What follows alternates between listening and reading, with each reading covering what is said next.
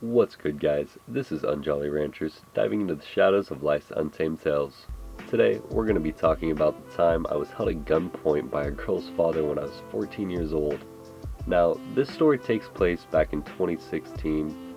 This was the year I started smoking a bit of weed. A bit young to be smoking, but you know me. Anyways, let's get into it. So, one night, maybe around 8 o'clock, I was just chilling in my room playing some Black Ops 3 Zombies, and I felt like smoking up.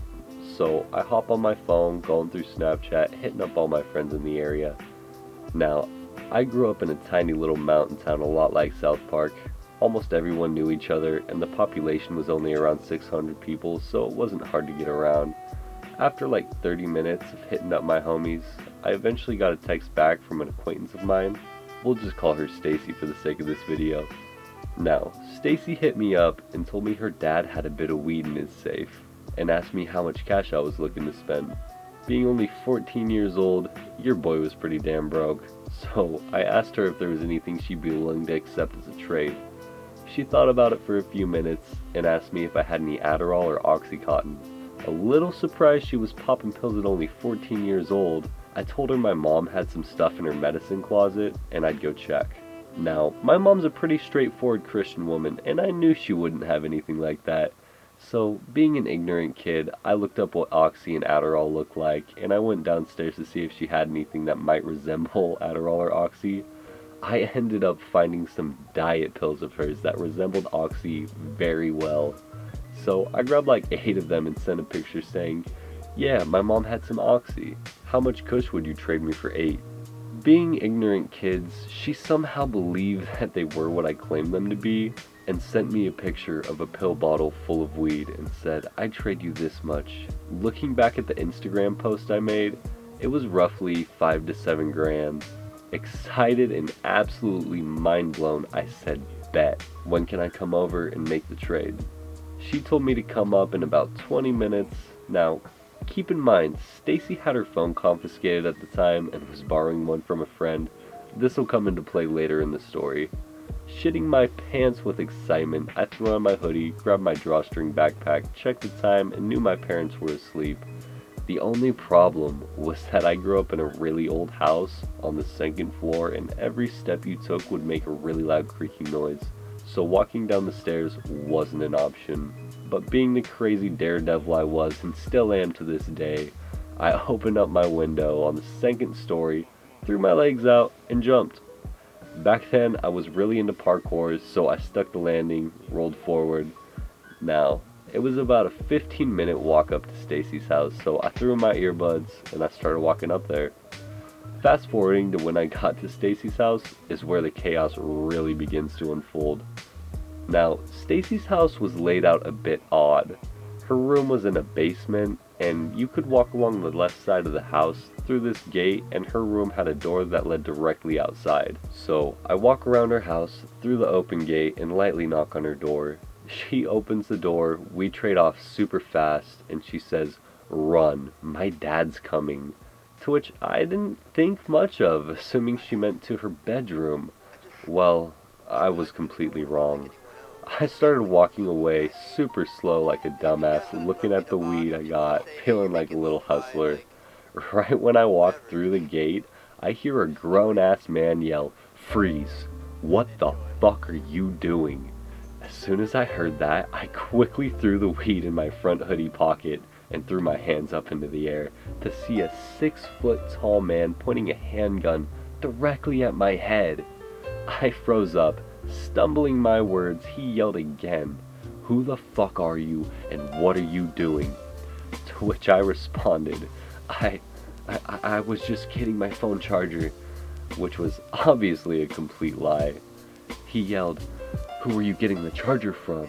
Now, Stacy and I weren't that close, and standing there almost shitting my pants, my mind went completely blank.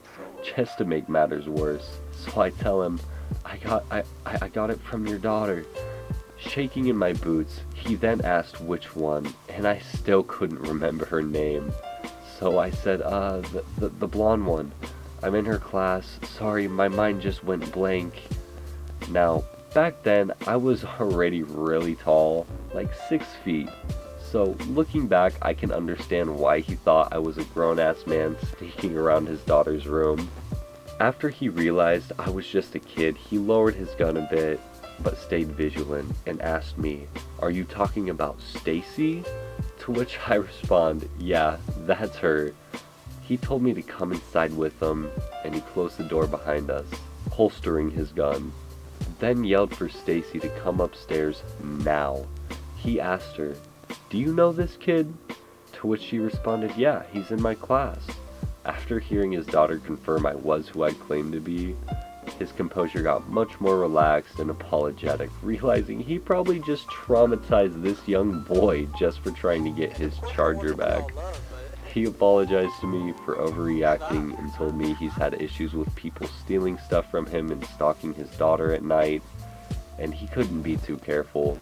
He then asked Stacy why she had my charger, to which she looked a little puzzled for a quick second, then caught on and admitted she had a second phone. Much better than admitting we were doing a drug deal, let alone with her father's own medical marijuana. He told her to grab the freaking phone that instant, and she went downstairs. After Stacy stepped out of the room, he apologized again and asked if I got my charger. Still shaking in fear, I hesitated and said, yeah, I got it back." He then proceeded to ask me if there was anything he could do for me, maybe grab me a tea or give me a ride home. At this point, I thought this guy seemed pretty cool, but I was still shitless knowing there's dank weed in the front of my pocket. I refused and said, "No, that's alright, I don't live very far from here." Now, he insisted very many times that he'd take me home, but there was no way I was getting in this car with a man that just held me at gunpoint and risking the chance that he might want to meet my parents or smell the weed in my pocket. So, eventually, I talked my way out of it, thanked him for the offer, and stepped out of the door into the freedom of the night. He apologized for the misunderstanding once more with pure guilt in his eyes as I was leaving the house.